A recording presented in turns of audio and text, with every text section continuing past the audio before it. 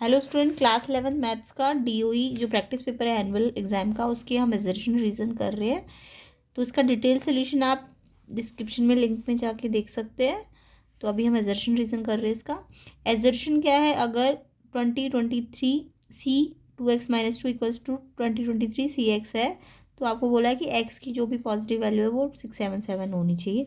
तो यहाँ पे कॉम्बिनेशन की एक प्रॉपर्टी होती है, जो प्रॉपर्टी आपको जस्ट नीचे रीजन में दी हुई है, और वो प्रॉपर्टी बिल्कुल ठीक लिखी हुई है रीजन में, कि अगर कोई कॉम्बिनेशन एन सी एक्स है और यहाँ पे एन सी वाई, यानी ऊपर एन सेम है अगर दोनों में, और नीचे जो भी आर है आपका एक्स या वाई, या तो वो इक्वल होता है, या फिर इनका सम जो होता है दोनों का वो एन एन यहाँ पे जो ऊपर है उसके इक्वल होता है। ठीक है, इसको आप ऐसे भी समझ सकते हैं, जैसे कि मान लो आपके पास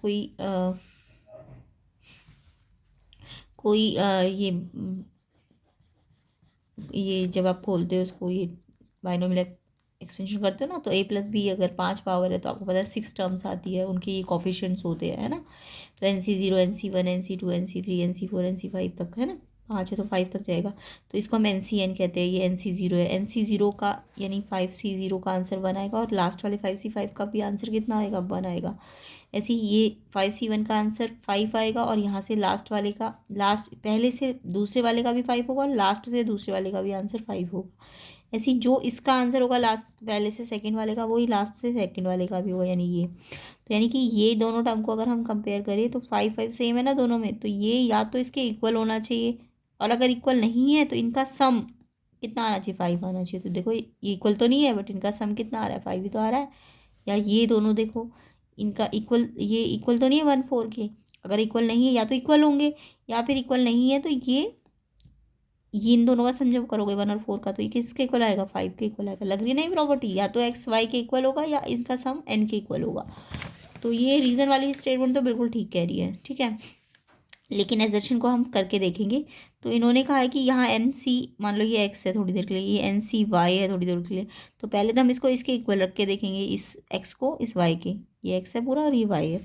तो अगर हम इक्वल रखते हैं ये वाली जो इसके नीचे वाला इसके नीचे के, तो देखो यहाँ से जब इक्वल करोगे तो यहाँ से सॉल्व करोगे तो एक्स एक्स यहाँ आएगा तो -x हो जाएगा ना। तो 2x-x, और ये 2, यानी एक्स की वैल्यू या तो 2 आएगी, या फिर आपने दूसरी कंडीशन क्या लगानी है? या तो ये कंडीशन लग सकती है कि ये इसके बराबर हो, या इनका सम किसके? एन के बराबर हो। एन यहाँ पे ये है ना 2023, तो इसके बराबर हो। तो यहाँ से सॉल्व करेंगे तो 2x 3x हो जाएगा, और ये -2 यहाँ के प्लस हो जाएगा, तो 2025। और फिर इसको 3 से मल्टीप्लाई से डिवाइड करो तो ये 675 आ रहा है, जबकि x यहाँ पे 675 की जगह 677 दिया है। तो यानी कि एजर्शन वाली स्टेटमेंट आपकी फॉल्स है ना। तो रीज़न ट्रू है बट एजर्शन फॉल्स होता है, तो आंसर सी या डी ऑप्शन होता है। जो भी 4 ऑप्शन होते हैं एजर्शन रीज़न के, सी और डी में से आंसर निकालना। तो एजर्शन फॉल्स है तो कौन सा वाला ऑप्शन है? D option. ठीक है, तो इसका 19 क्वेश्चन का आंसर क्या होगा? D option. 20 क्वेश्चन करते हैं। एजर्शन आपको गिवन है d/dx निकालोगे अगर इस पूरी टर्म का, तो वो 1 आना चाहिए। तो हम पहले इसको ना सिंप्लीफाई करेंगे। ये क्या है? ये एक्सपोनेंट्स के रूल लगाने हैं यहाँ पे आपको। एक्स देखो सब में बेस ऊपर भी वही है और नीचे भी वही है ना। यहाँ भी ऊपर भी बेस एक्स है, तो बेस जब सेम होता है तो एक्सपोनेंट के रूल क्या कहते हैं कि अगर ये डिवाइड में एक्स, तो आप पावर्स को माइनस करना है ना। तो यहाँ पे पहले आप इसको सिंप्लीफाई करो और लास्ट में इसका d/dx निकालोगे। तो जब हम इसे सिंप्लीफाई करेंगे तो देखो यहाँ पे भी एक्स है और यहाँ भी एक्स है, तो हमने एक्स को 2 बार डिवाइड में 2 बार ना लिख के, सेम बेस है तो एक ही बार लिखना है। और ये पावर इस पावर से क्या हो जाएगी? माइनस हो जाएगी, है ना। अब इस पूरी ये जो पावर a-b है, इस पूरे के ऊपर भी तो एक पावर यहाँ पे भी है, तो जब ऊपर अंदर भी पावर और बाहर भी पावर, तो मल्टीप्लाई हो जाएगी, सबको पता है। सेम ऐसे यहाँ भी होगा, एक्स एक्स दोनों में सेम बेस है, एक बार लिख दो। ये b-c हो जाएगी, क्योंकि जब बेस डिवाइड में होते हैं तो पावर माइनस में आ जाती है, और ये पावर के तो अंदर है और ये पावर बाहर है, तो ये मल्टीप्लाई में आ जाएगी। यहाँ भी यही होगा, एक्स की पावर c-a भी आएगी और c+a भी आएगी। अब आपको दिख रहा है फिर से एक्स बेस दो तीनों में सेम आ गए, और तीनों किस में आ गए? अब मल्टीप्लाई में। मल्टीप्लाई में पावर माइनस नहीं होती, ये वाली पावर, ये वाली पावर, ये वाली पावर आपस में प्लस हो जाएगी। तो एक्स बेस एक ही बार लिख दोगे, और ये पावर देखो आइडेंटिटी बना रही है, a-b की। क्या है आइडेंटिटी? a² - b²। तो इस एक्स पे a² - b² है, इस एक्स पे b² - c² है, और इस एक्स पे c² - a² है। तो एक्स एक बार लिख दिया बेस, और एक्सपोनेंट्स को क्या कर देंगे? मल्टीप्लाई में प्लस। तो ये वाली पावर इस पावर से प्लस, इस पावर से प्लस। अब आपको दिख रहा है a² से a² कट गया, प्लस माइनस b² भी कट गया, c² भी कट गया। तो एक्स की पावर कितनी आ गई? अच्छा, ये एक्स की पावर 0 आ गई। कितनी आ गई, एक्स की पावर 0। तो एक्स की पावर 0 आने का मतलब एक्स की पावर 0 जब आ जाती है तो आंसर कितना होता है, 1 होता है ना। तो अब आप डेरिवेटिव करोगे 1 का, एक्स की पावर कितनी आ गई आपकी, 0 आ गई। तो डेरिवेटिव 1 का करते हो तो क्या आ जाएगा, डेरिवेटिव 1 का करने पे डेरिवेटिव 1 का करोगे तो क्या आएगा, 0 आएगा। कितना आएगा, 0। जब भी किसी कांस्टेंट का डेरिवेटिव करते तो आंसर क्या मिलता है, 0। तो ये एक्स की पावर 0 आ गई, एक्स की पावर 0 को 1 कहते हैं, और डेरिवेटिव 1 का निकालोगे तो कितना आएगा, 0 आएगा। तो ठीक है, ये तो हमने आंसर निकाल के देखा, पहले इसको सॉल्व किया तो 1 आया और 1 का डेरिवेटिव निकाला तो 0 आया। अब रीजन वाली स्टेटमेंट कह रही है derivative of a constant function 0 होता है। यस, कांस्टेंट फंक्शन का जब हम डेरिवेटिव निकाले, चाहे 2 का निकाले चाहे 5 का निकाले, डेरिवेटिव कांस्टेंट फंक्शन का हमेशा 0 होता है। तो इन्होंने रीज़न भी ट्रू लिखा है। अच्छा, ये इसका देखो, यहाँ भी तो आंसर कांस्टेंट आ गया था और उसका डेरिवेटिव हमने निकाला तो 1 आया। तो ये रीज़न इसको एक्सप्लेन भी कर रहा है कि अगर ये कांस्टेंट है और उसका डेरिवेटिव आप निकालोगे तो 1 आएगा। तो ये एजर्शन भी ट्रू है, रीज़न भी ट्रू है, और रीज़न इसको एक्सप्लेन भी कर पा रहा है। तो इसलिए 20 का आंसर क्या होगा, जब तीनों कंडीशन लगे, एजर्शन रीज़न दोनों ट्रू और रीज़न भी ठीक हो, करेक्ट एक्सप्लेनेशन दे, तो ए ऑप्शन होता है। तो इसका आंसर ए ऑप्शन होगा। तो समझ आ गया होगा आपको एजर्शन रीज़न कैसे करने हैं, ठीक है। तो इसको आप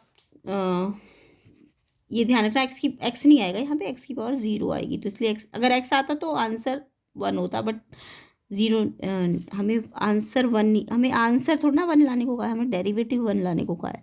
तो हम पहले इसको निकालेंगे, ये 1 आएगा, और इसका डेरिवेटिव निकालेंगे तो कितना आएगा, 0 आएगा। अच्छा, यहाँ पे तो डेरिवेटिव 0 आया ना, तो 1 थोड़ी ना आया। तो ये तो फॉल्स है, एजर्शन क्या है, फॉल्स है। देखो ये हमने सॉल्व किया, ये सारी पावर कट गई ना, तो एक्स की पावर 0 आई। तो एक्स की पावर 0 का मतलब 1, और डेरिवेटिव 1 का निकालोगे तो 0 आएगा। तो जबकि ये इन्होंने डेरिवेटिव निकाला इस पूरे का, इन्होंने कितना आंसर दिया है, 1। तो ये तो फॉल्स है, एजर्शन फॉल्स है, इसको ठीक कर लेना।